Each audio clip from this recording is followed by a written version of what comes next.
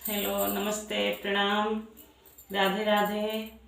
मैं बैजंती अपने YouTube channel पे आप सभी को फिर से स्वागत करती हूँ एक नए वीडियो में। आज बहुत ही प्यारा एक सुहाग गीत लेकर के आई हूँ। पति पत्नी का नोक झोंक है, बहुत ही प्यारा है। तो आप लोग सुनिएगा और कैसा लगता है कमेंट में ज़रूर बताइएगा। जय श्री राम। लिहाली में कोरा कागज लिखेली वियोग जी। लिहाली में कोरा कागज लिखेली वियोग जी।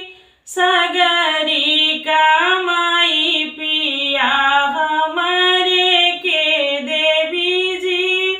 सगरो कमाई पिया हमारे के दिहा जी। सगरो कमाई पिया। चिट्ठिया पढ़त पिया मने मुसुकाई जी।